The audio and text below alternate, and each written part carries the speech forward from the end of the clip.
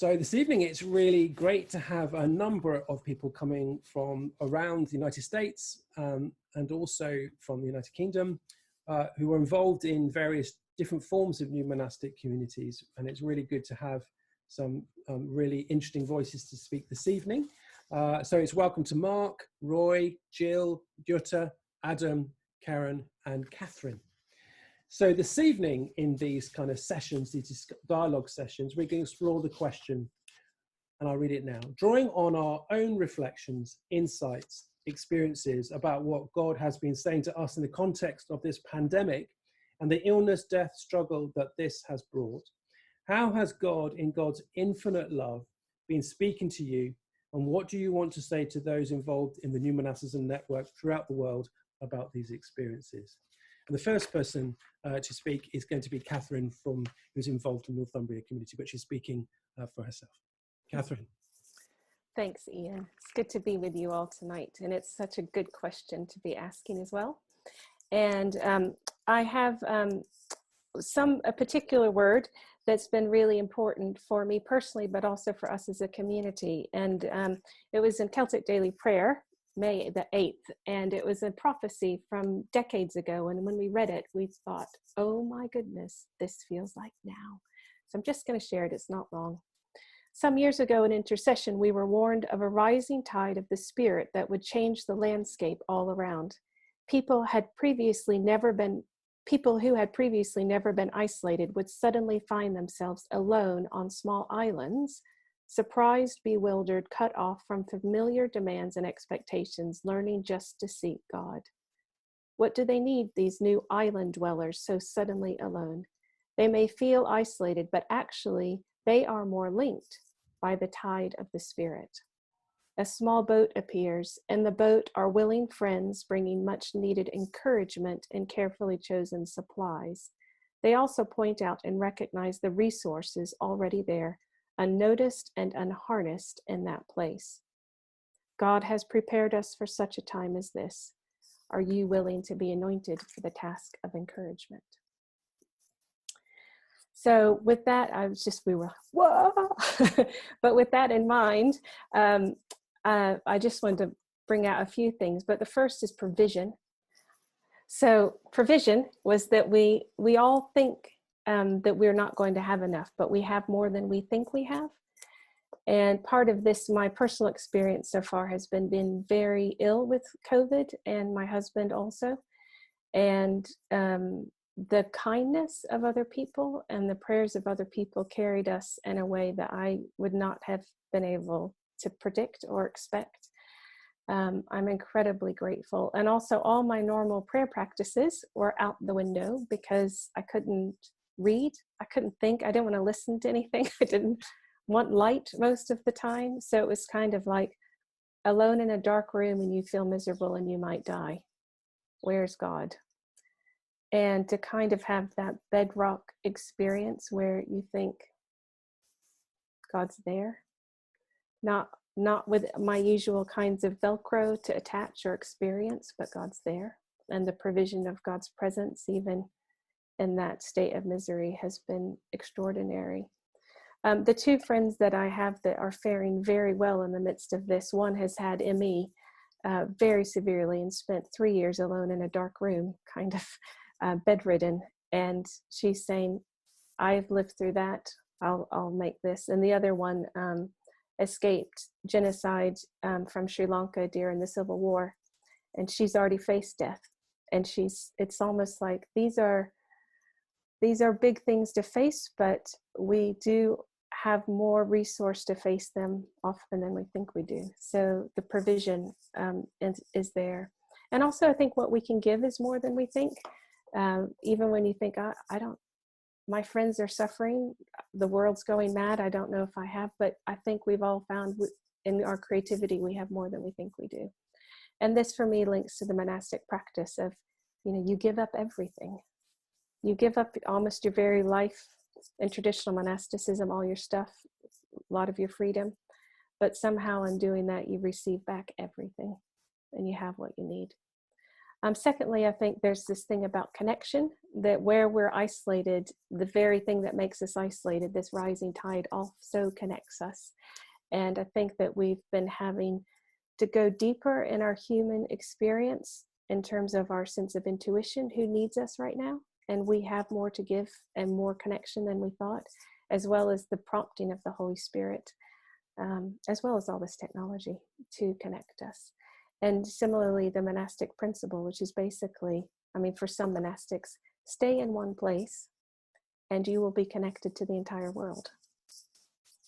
Or travel around and trust that you'll find that you connect with just the people that you need. And finally, I think there's this thing about facing your own monsters. There be dragons in the midst of this. And all of our I'll speak for myself, my usual distractions of how to cope with leaving certain doors closed have been taken away. And so there's a kind of facing fear, facing the stuff you don't normally want to face when you're having all this time alone. For me, as I said, with having COVID, one of my worst things is physical self-care. And I have the voice in my head that, one, doesn't honor my own body enough, and two, doesn't think I'm worth taking care of in that way. So when my one thing to do was physically take care of myself, even that is like, okay, Catherine, confront this lie that's in your head and do this thing. And that's been part of my own deepening and growth in this time. I've also had loads of nightmares, etc. Time. So that takes us back to the monastic. Go to your cell, and your cell will teach you everything. Those are some of my thoughts. Thanks. Wow. Thanks, Catherine. I think I'm sure that throws up all sorts of themes. So, yeah, thank you for sharing. So we'll go swiftly to our next, unless there's any clarification questions from those gathered. Not seeing any, so we'll quickly move on to Adam. And Adam is joining us from Long Island in the United States. So Adam. Hello, everyone. It's so good to be here with you. And thank you, Catherine, for your beautiful sharing. You know, for me, when all of a sudden things began exploding in New York City and also in where we are, at first, I think for all of us, it was a bit confusing to find ourselves in this new situation. Churches were shut down, and I know I personally experienced this temptation to do something that will make me feel like I'm relevant, so to speak, you know.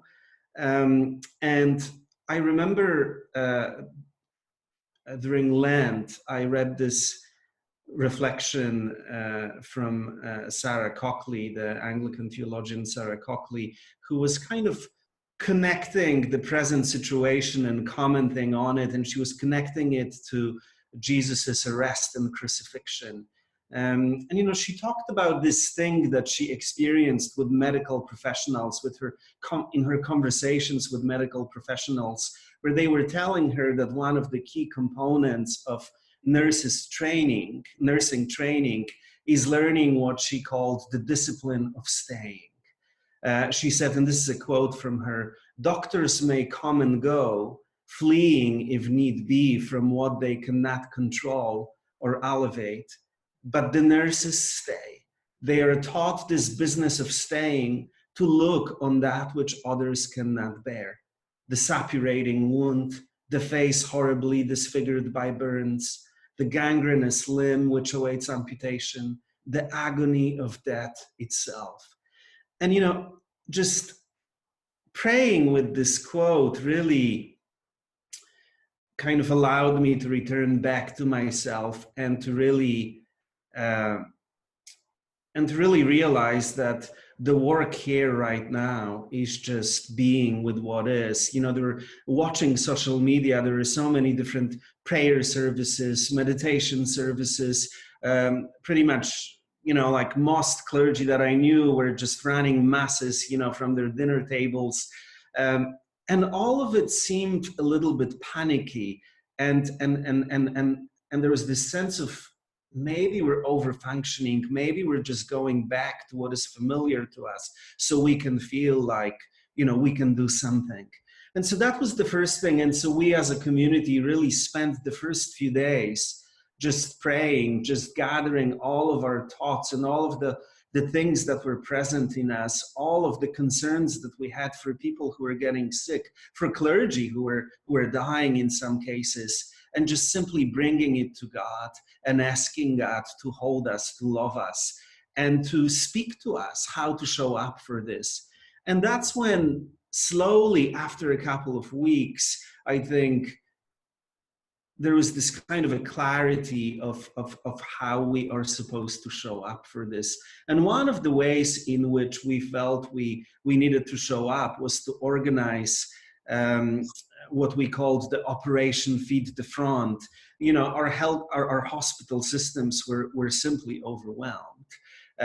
People were working, you know, people who were working on the front lines were working 12, 15 hour-long shifts without having the luxury to be able to, you know, prepare lunch or dinner and etc. So we organized this operation where we were able to provide about 2,000 meals a week to different hospital workers who were working on the front lines. Slowly, as the system began, you know, like being a bit less overwhelmed, we were able to start serving some of the poor communities, especially communities of undocumented workers. And you know, this initially, all of this was organized by my colleague, Father Michael Sniffen, who's a member of our cathedral, and also the dean of the, who's the member of our community and the dean of the cathedral. He was played an important role in organizing Occupy Sandy, the mutual aid network. So he kind of brought all of those experiences and essentially organize this. And so the next step then was this idea of, yes, we have a pandemic going on, and you know, it usually when especially at the beginning of our crisis in the media, we heard a lot about COVID-19 being this great equalizer, demonstrating how interconnected we all are, because the virus doesn't discriminate who gets it.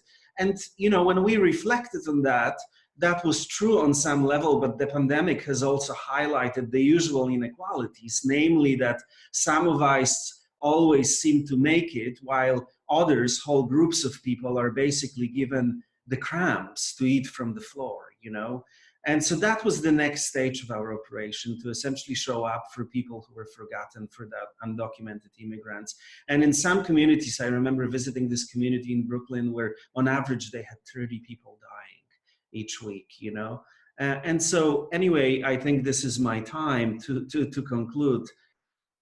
Essentially for us, it has been a movement from kind of moving away from this temptation to be relevant, entering prayer, and then listening how we can show up.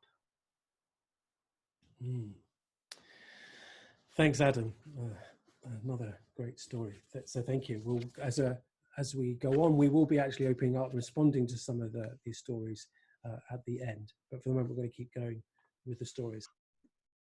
So next to join us in commenting on this reflection is Jutta, who's joining us from Ipswich, the United Kingdom. Jutta. Ian, thank you. And thank you for the invitation. And it's just so wonderful to be here with all of you.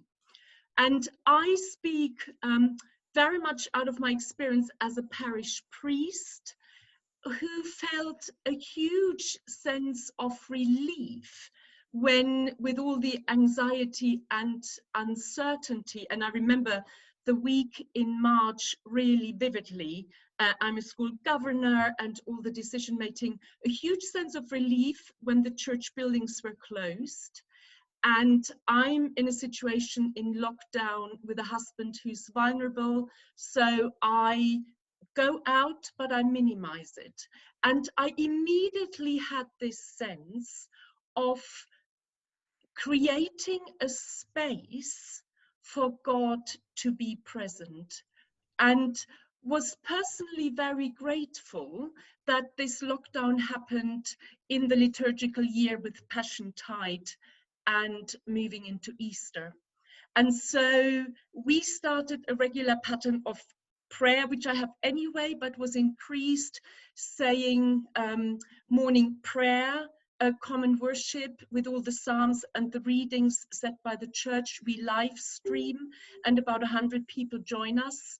And coming away every day from the psalms and the readings thinking, oh my goodness, it's all here.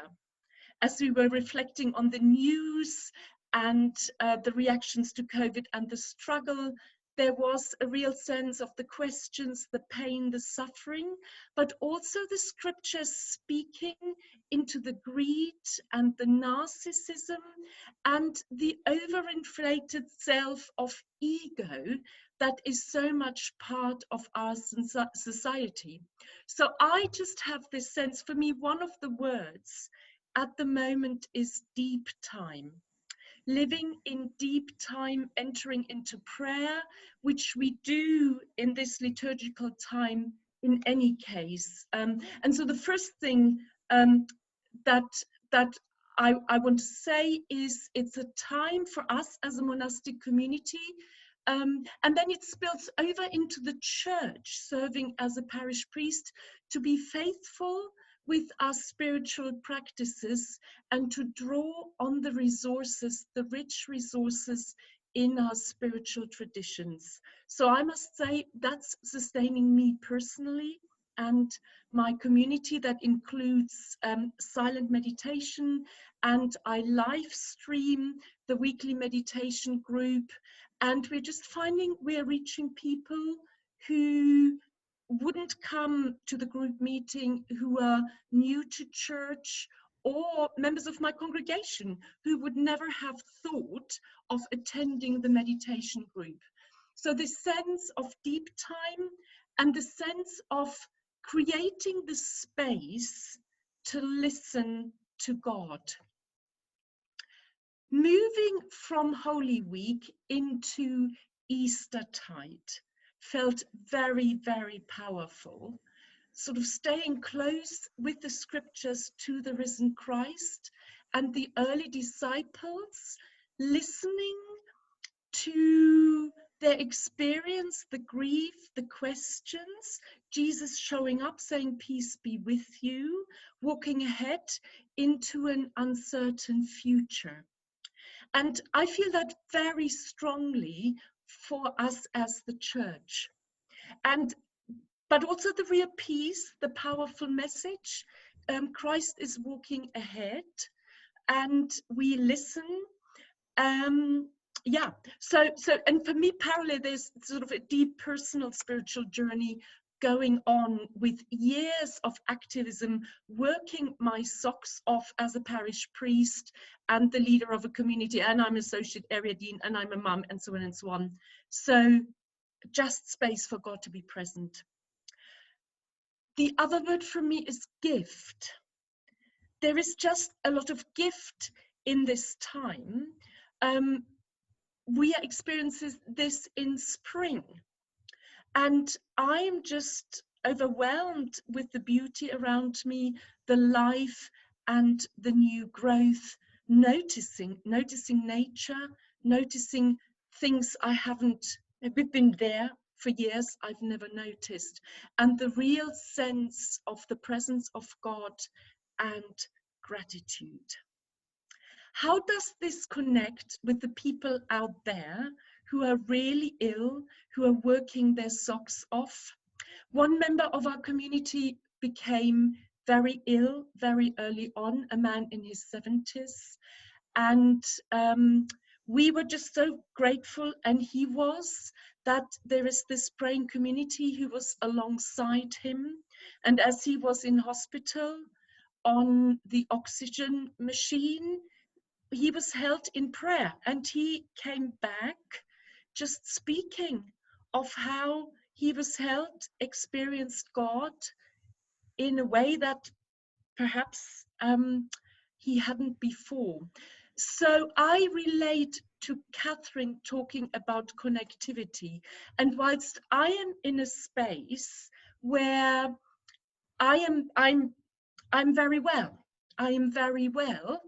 but through the prayer, through the scriptures, and through the discipline of intercessory prayer, connected to the folks around us. And my parish congregation, I speak to my people, we do Zoom church, and are with each other in prayer. The last thing I want to say comes from my own experience of the Benedictine tradition, and at the moment running courses on the wisdom of St. Benedict, and me being really drawn to the first word in the rule, which is to listen. The Latin word listen, pay heed. And I think this is a time for listening to the voice of God in the scriptures, in nature, in tradition, in our communities, in the world around us, in the unexpected places, and to really discern and pay attention. So if I summarize: deep time, gift, gratitude, and community. And I just want to encourage us. I think what a gift the new monastic communities are. I feel that very strongly in my setting here. Thank you. Thank you. Great, thank you. So next is Mark, who's up in Telford. Get that right? And Mark, your perspective from the north, or nearly the north part of the country. I was going to say the Midlands, but you know, I'll let you off that as a northerner. But yeah, the West Midlands. Thank you, and thanks for calling this together, and thank you for hosting this conversation. I think my first thought that underpins this is actually, you know, this is a really painful time, a difficult time for a lot of people. And I've heard lots of people talking about the lockdown, as we're calling it in the UK, as similar to the disciples in the upper room waiting for Pentecost. But for me, I think it's got much more of a sense of the 1 Kings 19, the being in the desert and the wilderness. And the NSRV and a number of translations use that great phrase of the sound of sheer silence. And I think for me, that's been a real experience of that sound of sheer silence, the emptiness of a lot of the time, of feeling, what is purpose? What am I here for? What am I achieving? And having to actually allow some of that to go and to let go of that desire to be successful, to achieve, to build things, to be programmed and all of that kind of thing, and just actually find that deep but painful stillness of being in the desert. For an extrovert and an activist, that's really hard. And you know, it's something introverts and those who are mystics and like the silence and the quiet, you know, they get a lot of time generally, and particularly in religious culture. But for those of us that are extroverts who struggle with that, this is being a very difficult time and an interesting time. So that I guess that underpins it to me. Is this is tough. You know, we can think about it as a blessing, but actually, for a lot of folk, it's really, really tough, and it's not easy. And just getting out of bed in the morning is really hard when you feel guilty that you're not working, guilty that you're not achieving anything, a sense of a lack of purpose. But there have been 4 things that have come to me and have been part of my thinking over the last 7 or 8 weeks. The first thing is that is a common theme that I know has already come up, but we'll hear again, is listen only. The second thing, and I'm going to come back to this, is pray simply. The third is create passionately. And the fourth is mourn deeply. So the first one was listen only. And I put that word only in because for me, that's been a real key thing, is actually we don't know where we're going. We don't know what our world is going to be like in 6 months' time. So sometimes we listen strategically and we're thinking about, well, what are we going to do? Where are we going to go? What's going to happen? And I think for me, it's just been that sense of I just need to listen only for the sake of listening, for the sake of hearing what is going on in people's lives, what is happening around me, and not rushing ahead with thinking about what I'm going to do about it or how it's going to be and what are we going to achieve, but just to listen only. the sound of sheer silence. The second thing was pray simply. And one of the things that I've encountered here in Telford is the desire to pray from all folk.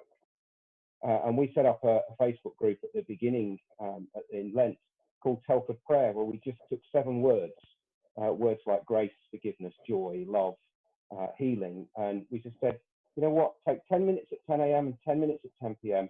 and pray, reflect, meditate, do what you like with that word. Doesn't matter what your tradition is, doesn't matter what your religion is. Just, you know, what if we all just took a word like grace or blessing or joy or healing and just said, look, we're going to dwell for 10 minutes in the morning and 10 minutes in the evening with those words. And we've had, you know, we've got 250 folks doing that now in the town, and they're from all faiths and none. And we wanted to say, well, actually, what if prayer was simple and invitational rather than exclusive?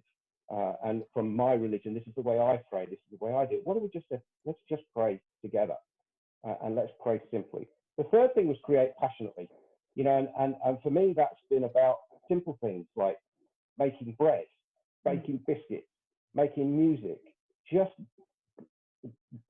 finding the joy in creation and in creativity, not out of status or trying to do something which people go, well, that's good, but just finding that simple joy in creating the smell of newly baked bread, listening to something that I've made, looking at something and not judging it, but just enjoying the process of creativity.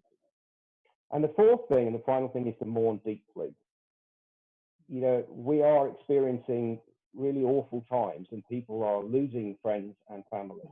And with churches closed and, you know, a lack of access to emotional support, we need to find ways that we mourn with people and sit by people as they mourn. And I think that is going to be a function of what it is to be a follower of Jesus and a person of faith and religious, if you like, to sit with people as they mourn in simple, honest, truthful ways, ways that maybe they've been holding on to for months because they haven't been able to do that. They haven't had the context of the relationship to do it. But it's not just about people. Actually, I think it's also about culture, and it's even about the church. There's something I've had given back to me, a phrase that I've used a few times, which was given back to me by a friend the other day. You know, I've often said that the church is not quite dead enough yet. It's still holding on to something. And somebody said to me, you must be happy because the church is pretty much dead enough, isn't it now? And I think that's going to be one of the challenges, how we mourn culture, this changing land and changing world that we live in. It's not going to be the same in 6 months' time. It simply isn't going to be the same. And part of that is mourning the church, because the church that we've known and many of us grown up in is not going to be the same. It's not going to be the same for all sorts of reasons, for bad reasons, and difficult reasons, but also I think for positive reasons, because we are going to have to face a new world and a new calling in that world. Thank you, Ian. Thanks, Mark. Yeah, important themes coming. It's good. Next, I want to invite Karen Ward, who is from Portland. And just to say, there are 2 Portlands I found out to my own cost, one on the East Coast and one on the West Coast. And I found out the hard way by almost going to the wrong place. So it's great, Karen, to have you from the one that's on the West Coast. So let me just unmute you. So Karen, it'd be really good to hear what's going on for you in the middle of this pandemic for you. It's really an interesting time to be launching a new community. I'm involved with planting a new monastic community called Beloved, Portland, and it's a joint project with the United Methodist Church. So I'm kind of feeling this kind of synergy coming, you know, kind of bringing the family together, so to speak, the Anglican and the Methodist streams, and I'm having a great time. I'm kind of enjoying this kind of synergy. But it's also unusual to be kind of launching a community in the midst of a pandemic because Beloved, basically just as of April 1st this year, has assembled our staff of curators. We've been working on this since last year. but going through, you know, processes in the United Methodist Church, and the Episcopal Church has doubled the bureaucracy and the hoops and everything else. But the core group of Beloved are basically 3 circles of a core group. Kind of, we got a curators group. There's 6 of us who are staff curators, including myself. We got an artistic curator, a creative curator, an interspiritual director, youth and family, and something else I forgot. So basically a lot of curators. And we have a gigantic Methodist church facility that we kind of assembled these curators to curate. But now that big edifice, 3 floors, gigantic building with a new $500,000 roof that just got put on, is sitting empty. We host about 5 or 6 different nonprofits in our building, in addition to the traditional Methodist Church and Beloved, but the activity level has dropped considerably because of the pandemic. But I'm discovering the fact that pioneering, the discipline of pioneering has now been dispersed.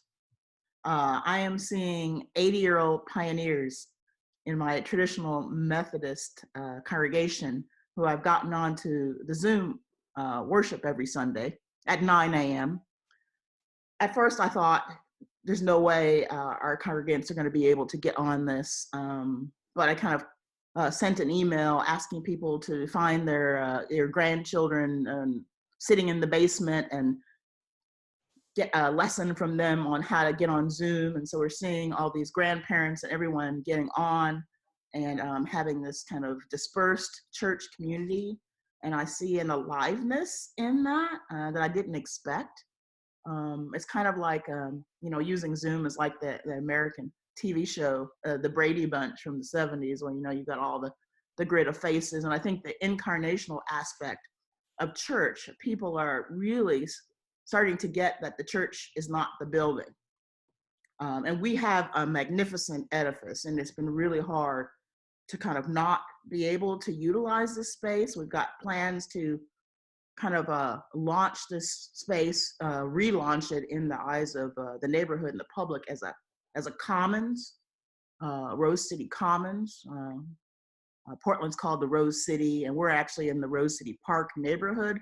So we've got all these plans to have all these events and art and poetry and music and everything, and trying to move that stuff online right now. So everybody's becoming a pioneer, including the 70 or 80-year-olds in the church. So it's glad to see pioneering is being dispersed into the church. Even stodgy traditional rectors are now pioneers. So we've got a lot more company.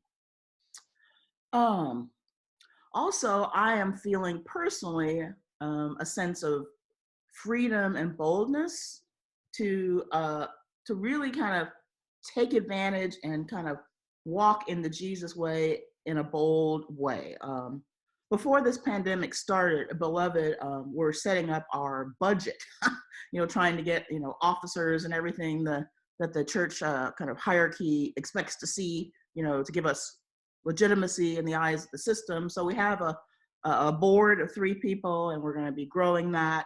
And we've been engaging in quite a few ministry initiatives in the spirit of our city, which is really oriented to mutual aid.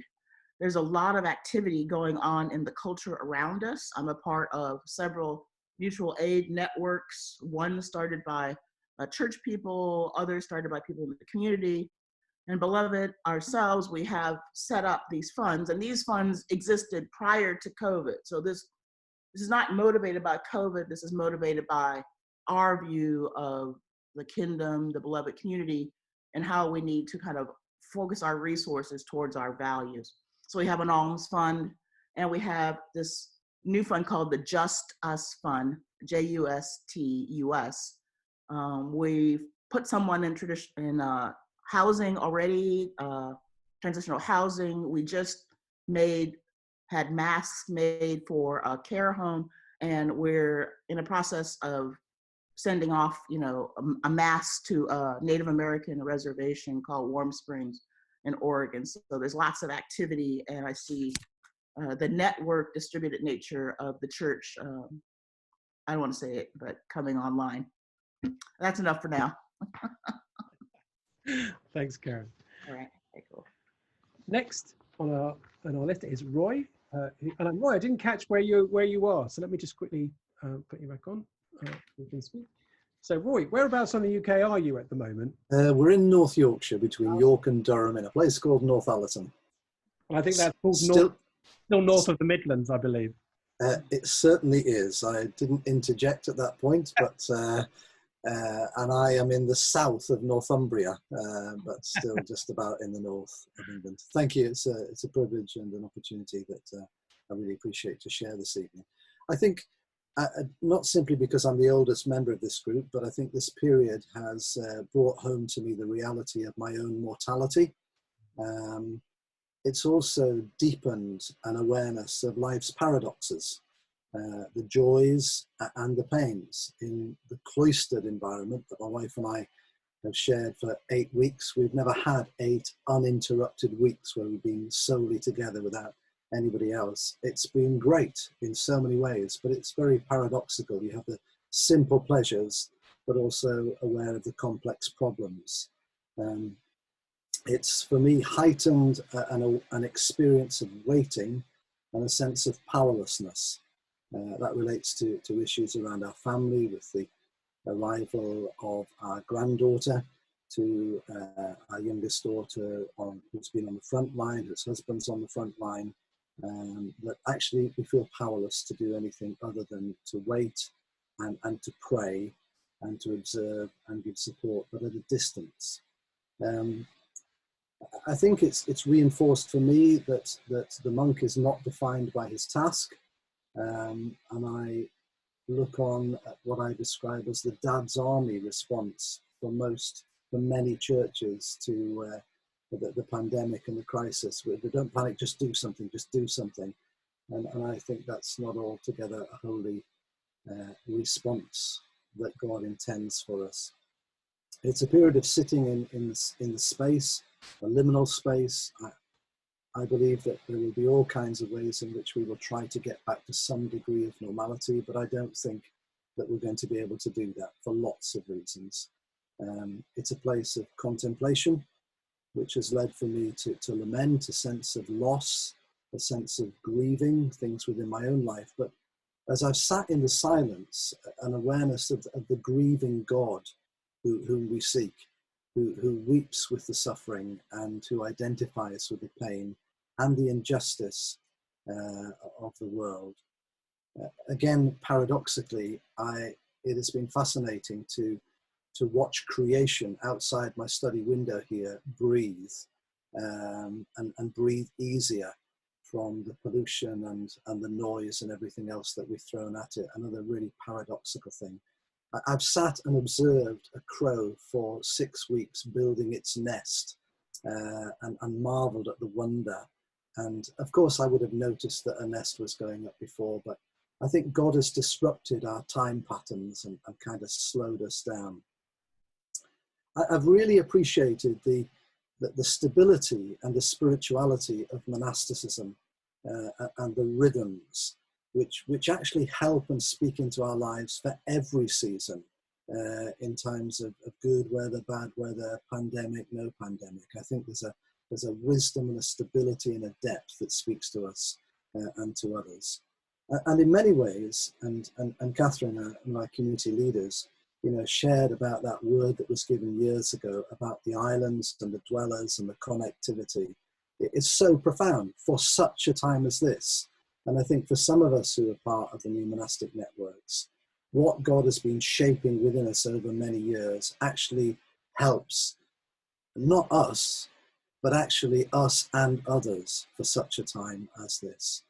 I think, when lots of people's habits and rhythms have been disrupted, there's an opportunity for those things the disruption to lead to discoveries, new ways of seeking God.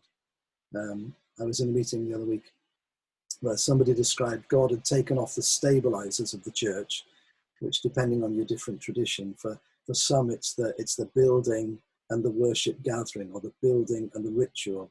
And And my sense is that those stabilizers, some will try and get them back on, but we're not actually going to be able to. Here's an opportunity to learn to ride with God in new ways.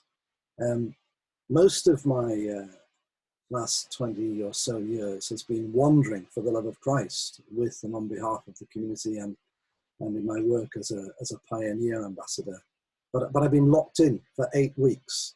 And yet I've discovered that there are other ways to travel and wander for the love of God, through prayer, through writing, and through occasionally leading online offices across time zones with companions and friends, which has been a remarkable gift. And it's that sense of connectivity, even though we're not in the same room, in the same space, we hold one another across the islands in the links that the Spirit gives. I feel that God has changed the background narrative with this pandemic, and it is messing with the way in which we have sought to commodify and monetize things like time. And a bit I think it was Catherine said, you had some nightmares which were very disturbing.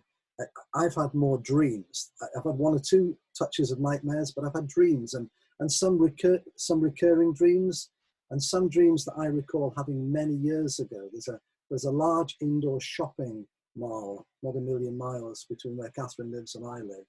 And I remember back in 1992 recording in my journal of a dream where all the lights went out in the shopping mall. All the kind of consumerism just came crashing down as bulbs crashed to the floor and shop fronts were kicked in.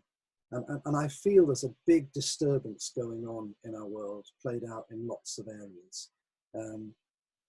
What I have wrestled with and find difficult to have expression, I actually think this is more a time for questions than answers, more a time of waiting and lamenting and listening and just wondering.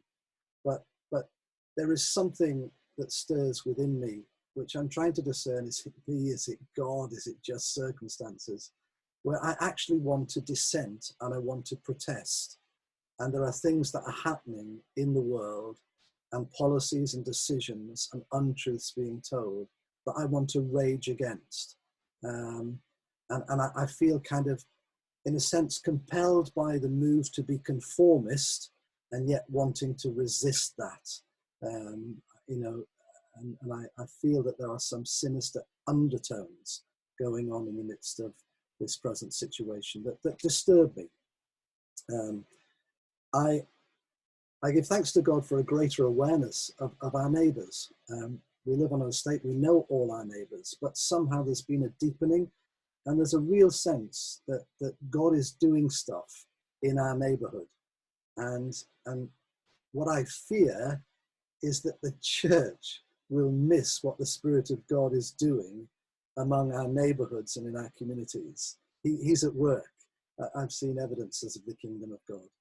And finally, just to encourage, God raises up monastic movements throughout the history of the church during periods of major global and societal change. So I think for such a time as this, we've been called to be bearers of hope and carriers of Christ's light in the midst of the darkness.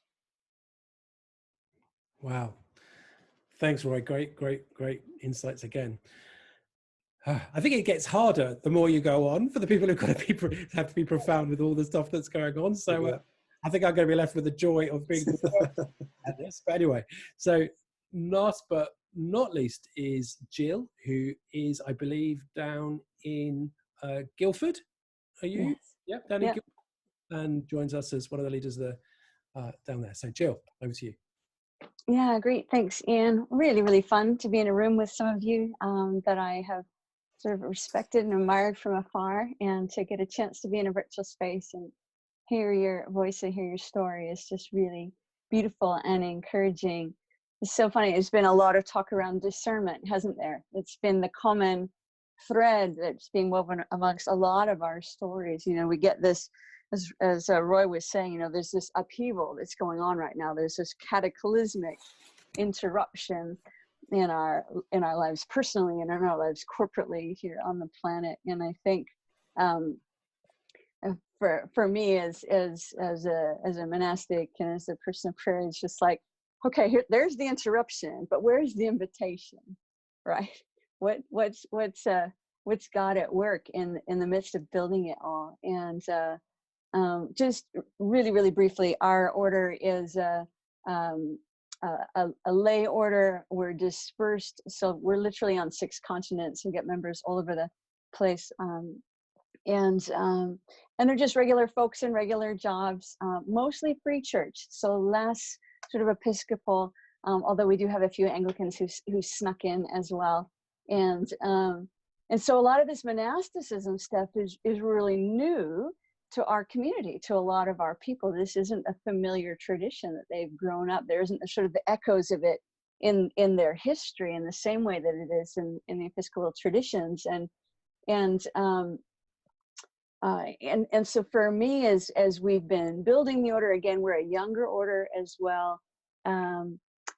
I've been musing a lot about gifts and a relationship to our churches. Many of us are embedded in free churches all over the world, and it's been an exciting moment for me. I think in the early days when everything was kind of hitting, I sort of had an initial sort of meltdown where I was supposed to fly to Ibiza actually, and on a Thursday, and sort of last minute decided not to go, and was really glad that I decided not to go because the airport got closed and all the, everything just kind of hit the weekend that I would have been there. And I know there's worse places to be stuck, than Ibiza, really, that didn't go, but found that really, really unsettling that I could have potentially been powerless and lost, alienated from my home and my people and my nation in that kind of situation. So my first response to the pandemic was I sat quietly in bed for about 4 days and ate too much and just watched mindless television. I sort of gave myself permission to fall apart.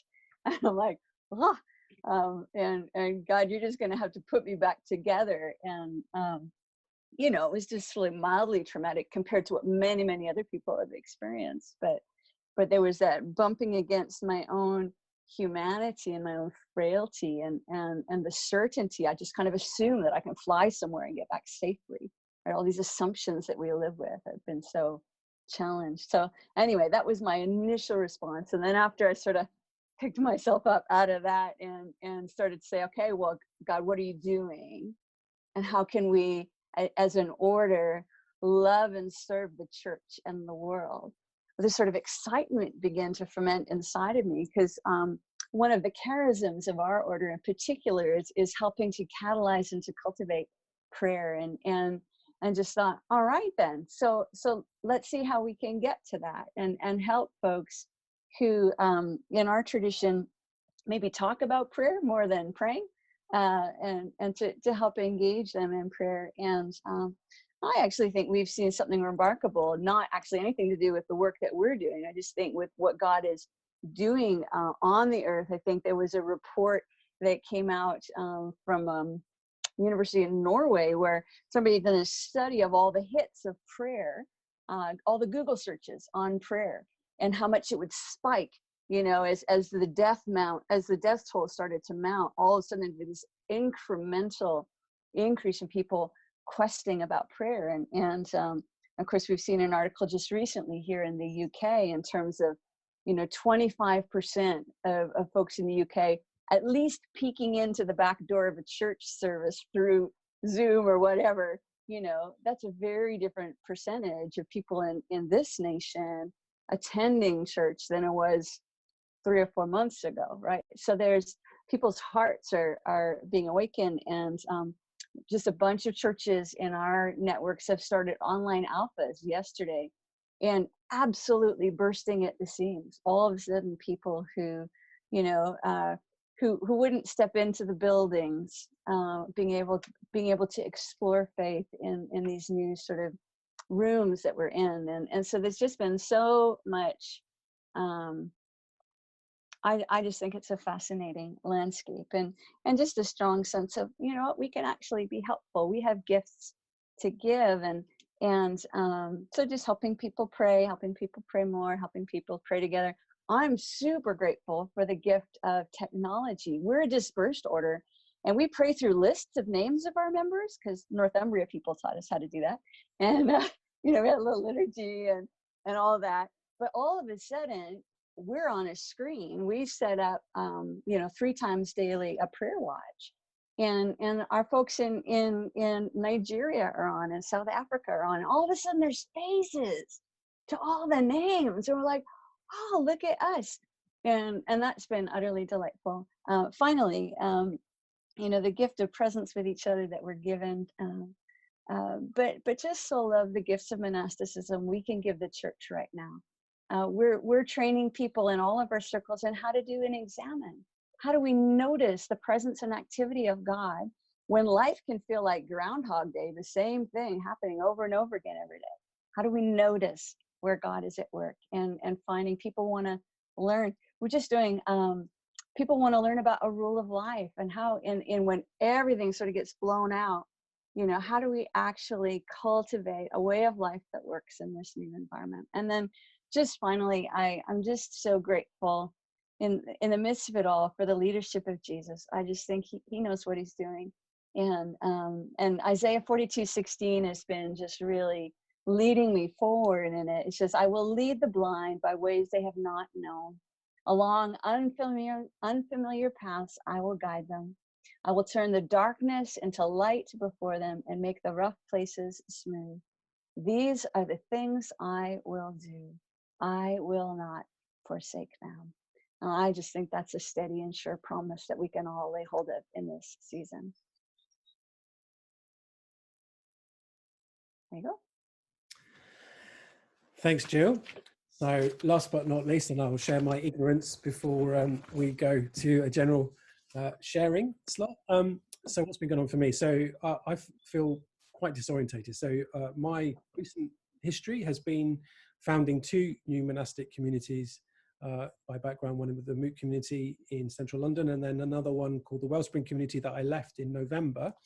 And then immediately got on trying to set up a community in a struggling parish here, right south of Blackfriars Bridge in central London. And I think the motif that I feel quite strongly is the motif of Gethsemane. So I think, like what Jutta has shared, and many people have shared, is that for me, the Garden of Gethsemane I thought was really interesting in sharp relief. And as nature is being kind of waking up all around, I think it's very interesting how I've seen the story of the Garden of Gethsemane in a different way. I find it fascinating that Jesus, you know, in that key moment before the arrest, was in a beautiful place, surrounded by wildlife and all the rest of it. So, so I think what I felt quite sharply, well, my context here is Southwark. Southwark was quickly one of, at the beginning, quite an epicenter for the beginning of COVID, and then right next to Guy's and St Thomas's Hospital here, which now has become the largest intensive care unit in the world, where most of the hospital now is various intensive care units. And a nurse a couple of days ago described it being a bit like working in a refugee camp. And we're not used to working in refugee camps in the heart of London. I think London has had this kind of, for a while now, there's the sense of the great split between the rich and the poor, where the poor have been quite hidden. But now it's front and center. So I think I feel a deep sense of bereavement, that even the birds are singing, I can hear in a new way, which I never could hear before, when I've also got baby birds all over the place, right in central London. But yet I'm surrounded by, I think, a community in deep, deep pain and disorientation.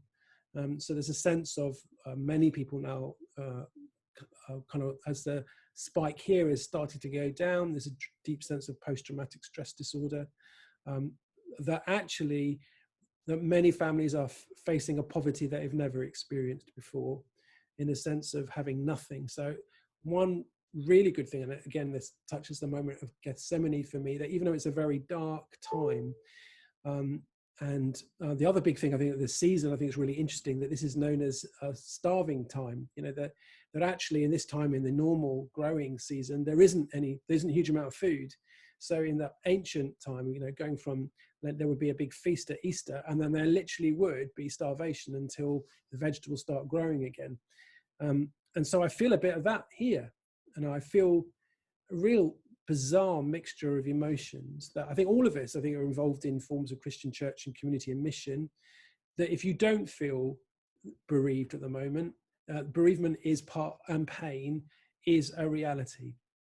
So the first thing I really wanted to share with you is that I've had a lot of rubbish said about Christianity, about that somehow facing pain is an aberration to our humanity.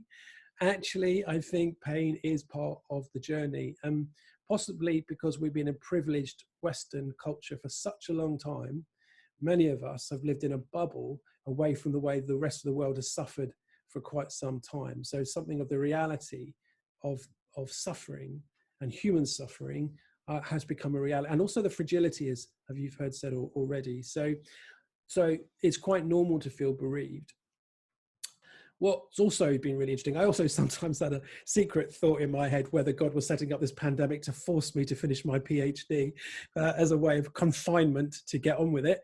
And what's been really interesting is I've been reading Thomas Merton all the way through this, and particularly his book, New Seeds of Contemplation. And if you haven't read it, I really do commend it to you. And the chapter 10, there's one message, chapter 10, for me, names where we are, a little bit like the prophecy you just heard from Catherine, that the chapter in that book speaks about these times now. And I see it in the Garden of Gethsemane too, this struggle between the powers and those desperately seeking to live between the challenge between empire and the kingdom is sharp in Gethsemane at Jesus's arrest. And I think it's sharp in chapter 10 of Thomas Merton's book. And I think, what is God teaching us? Well, I think, as you've heard already, new monastic communities have helped the church contextualize from one social epoch into another. And I think we're in one of those. And I think it's because we're addicted to a capitalist market society that is driving us over the edge of what's sustainable. And I think there's something of God showing us that by a virus, that entire system has collapsed. And so there's something about getting back to the heart of the gospel when our churches are so financially dependent, are really struggling, that there's something about getting back to living it.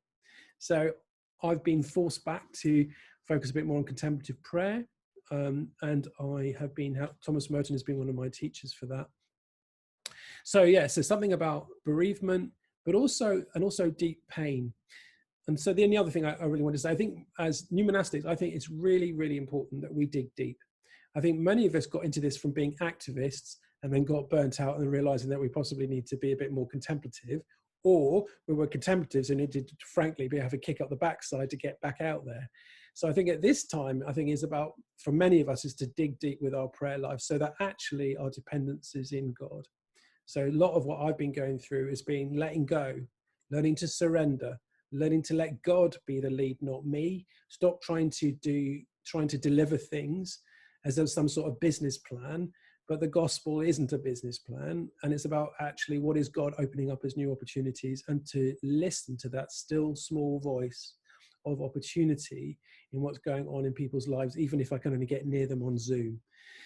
So that's been going on for me, and it's bizarre here. So I had a little community, was starting to gather together after a lot of work, and then it's completely collapsed. And being the typical of the City of London, that community now is spread between North America, South America, and Europe, and therefore is somewhat died. And so if you're in a situation that you're in, that you're going to have to start again, welcome to the club, because I think many of us are going to have to start again when this pandemic is over. So that's what I wanted to really share to you. So let's open this up now. I'm going to open up. So from what you've heard and what other people have said, those who gathered here, what are the kind of key themes that that really hit you as important in terms of what you heard from other people's story? And I invite you to indicate to me who would like to share. So from what you've heard really hits home to you that you think is important for those of us involved in this new monastic network to acknowledge and to name? Silence.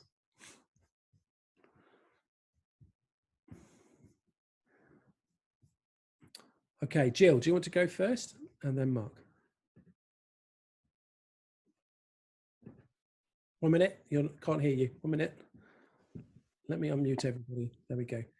Go for it. Yeah, I think discernment, as we said before, is rung through all. You know, there's it's so funny. There's sort of a number of us have talked about sort of there's this impulse reaction. You know, let's just do something, anything, just to help us deal with our own existential angst with the dissolution of all things, and actually stepping back enough into that space to listen and to hear what's the invitation of God, and what's the gift, the unique charism and gift and grace that we have been given to share God's invitation to the world around us. So that feels to me, that's had a number of names and faces around this conversation. And I think those postures of discernment and response to divine invitation and the sharing of our gifts has been a common theme. Thanks, Jill. Mark. Yeah, it's the theme of lament.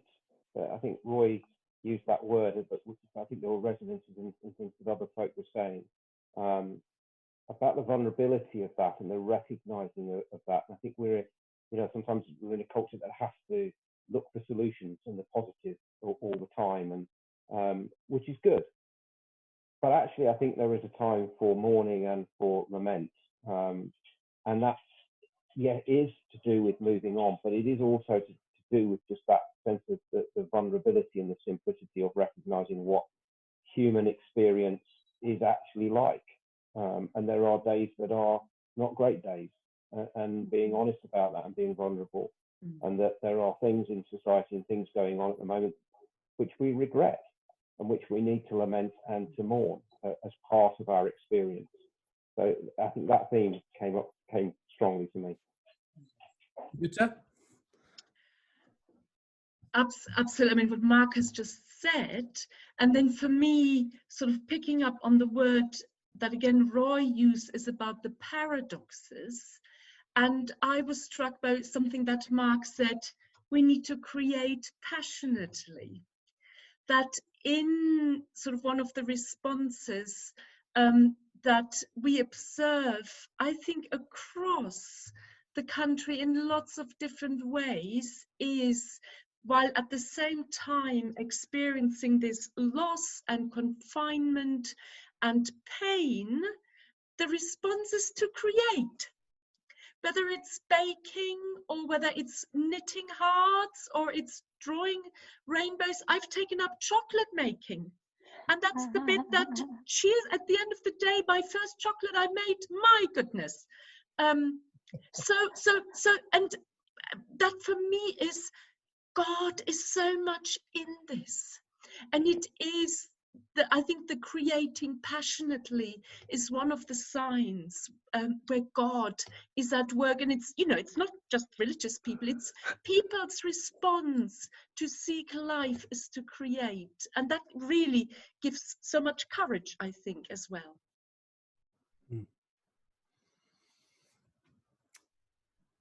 Catherine.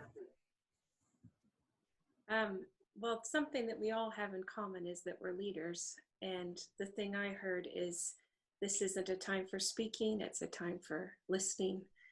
It's a time not of acting and taking action and making things happen, but of resting, of praying, of watching birds build their nests. And also,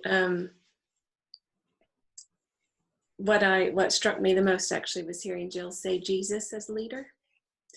I think about Jesus in so many ways, but that's just not the first one that comes, is Jesus as leader. And so as leaders, I feel like we're being led. Mm-hmm. And that's at the heart of leadership always anyway, is that we're not the experts. But it's so clear right now, we don't know how to lead our people through this terrain because we ain't never been here. We're clueless ourselves. And so the only thing to do, is just highlighting this dependency on each other, on God, on the entire created order. These are always truths, but they're highlighted. And that is, for me, a thing of hope, is to be led by the one who does know us, but also what we're in and where the provision is and what the gifts are as well. Thanks, Catherine. Adam, do you want to respond? You need to unmute yourself, Adam, because I can't. Yeah, I was very touched by a lot of the things that were said, but one word I think that Mark mentioned for the first time in this conversation, which was this sense of simplicity, simplification. That really touched me, because I feel that this situation is helping me to simplify my prayer life, to simplify my life, to move away from wanting to engineer things into, that someone else mentioned, listening, the first word in the rule of Saint Benedict. Just listening, allowing the Word of God, however it comes to us, to enter our being, rearrange it, and simplify it. It does not need to be complicated. So I was very touched by that. So thank you for that. Thank you, Adam. Roy?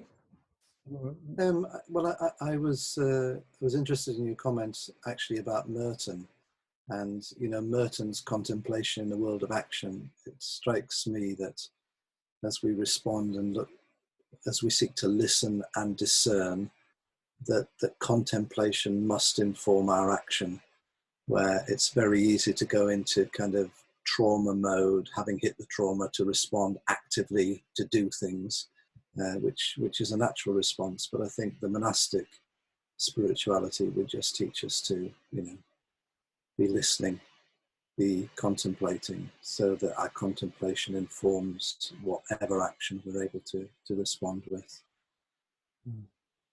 Thanks, Roy. Karen?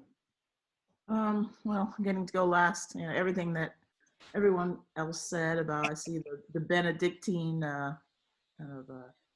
kind of listening is core, the conversion of life, that's another Benedictine phrase that I see people having time to kind of indwell, and this kind of liminal type space that we're in. Or someone made a comment about us all being in a monk cell, so to speak.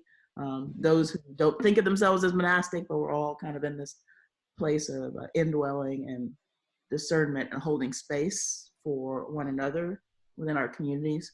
And out of this, of course, there's demons in the liminal space and angels, and also a time for discovering epiphanies and getting clarity and energies for new directions, and following Jesus, who's gone on ahead of us down the road. Okay, thanks, Karen. So we're going to come towards the end of our time together. I'm going to invite, I haven't told them I'm going to do this, but I'm going to invite people just to give a kind of final minute worth of thinking about, so we're now in the United Kingdom, and I think in the United States, in the middle of this pandemic. I just want you to, because I'm also aware that lots of people are really struggling, and I think lots of people who are trying to get going with either new communities or sustain them, that this is a really difficult time. So I want to give you, each of us, a kind of a minute just to say, what would we want to say to our brothers and sisters who out there are trying to either start or galvanize or sustain new monastic communities at this time. So I'm going to invite Roy to go first. I live 150 metres away from the main East Coast railway line, from Edinburgh to London. And if I want to cross it, I can walk to the end of our state, and there's a sign which says, stop, look, and listen. And I think this is a time for us. I think God has actually messed with some of the time mechanisms. I think he's inviting us to stop and to look with our hearts as well as our eyes, and to listen, and then proceed with care. Thanks, Roy. Mark?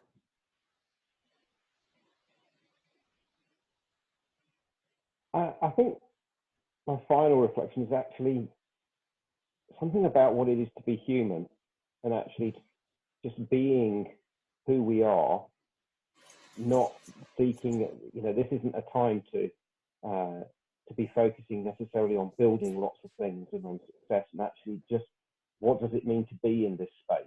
What does it mean to be with our brothers and sisters and our family members. How do we do that just simply and honestly and vulnerably? So I think, you know, whatever anyone is doing at the moment, you know, we're learning a new way to be human. We're having to learn a new way to relate, and that's enough.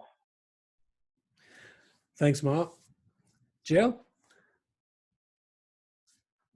Need to unmute yourself. Let me just quickly, that's it. It's all been so good. I think I just completely agree with Roy. I think the phrase that I've been using so much these days around our community is, let's just lean into Jesus' good leadership.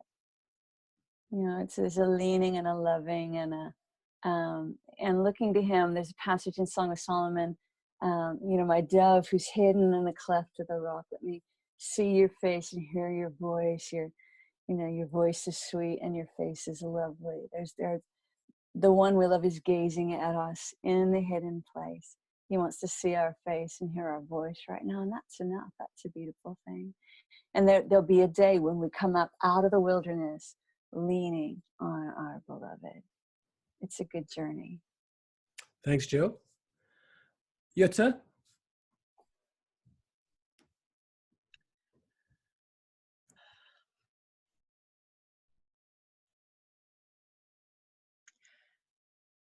Be compassionate, be kind with each other, and allow the compassion of God to be with us. So for me, as a community leader, it is being attentive to each other and kind and the different needs. And we found what nourishes us is together for Lectio. We do Lectio Divina on Zoom, and that's really sustaining, in addition to being with each other and attentive through WhatsApp and phone calls and prayer. Thanks, Jutta. Adam? Yeah, you know, what's coming up for me is, you mentioned Merton, and I remember a phrase from Merton during one of his conferences to the novice monks, where he said that the monks in his monastery used to do solitude by simply pretending that other people don't exist. And I think that, you know, we are all inspired by monasticism, but monasticism also has a little bit of a shadow. And that is that kind of strange disengagement, you know, from reality. And I think when we talk about contemplative prayer or prayer inspired by a monastic tradition, sometimes there is this sense that we need to show up before God in a very specific way with this kind of idealized image of ourselves, where a lot of things are left outside of the door, you know. And I think that this time is inviting us. This is really an opportunity for us to show up as we are, with all of our stuff, with all of our suffering, with all of our heartbreaks, with all of the people that we care about, that we need to hold on our hearts before God. You know, St. Teresa of Avila defines prayer and contemplative prayer as an intimate sharing between friends. And I think that this is an invitation for us to bring all of our stuff to God, to talk to God about it, and then just simply ask God to hold us, to love us into something new, so we can support whatever future world needs to be. Thanks, Adam. Karen? One thing I would say is to realize that the church is not closed or locked up. The church is dispersed, and the liveliness of the network is being realized. Discern the body, the giftedness within our body as the church comes alive.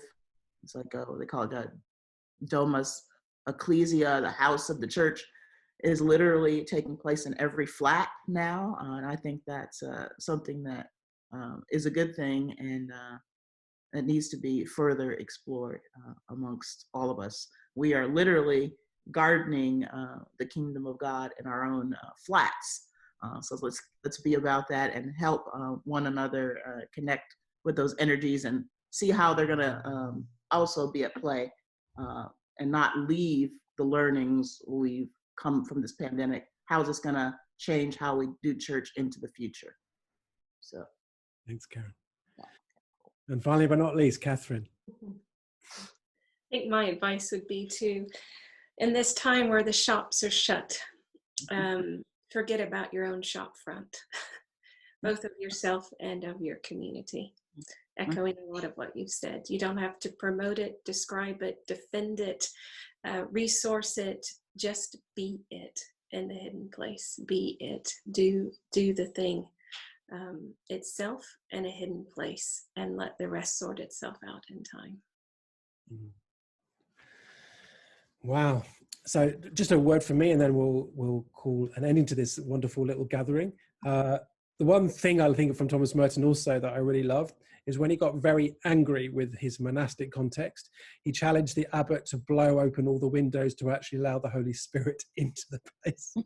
And that sense of connection between what's in the monastery and what's in the world. And I think that possibly is what God is doing. He's blowing us up to face the world, breaking down the boundaries and the bubble that church sometimes exists in for the sake of the salvation of the world. So thank you, everybody. Thank you to all that have been gathered here. Thank you, Roy, Mark, Jill, Jutta, Adam, Karen, and Catherine. And just to say, this is the first of 3 conversations, and there will be 2 other ones following this. So thank you for the shared wisdom.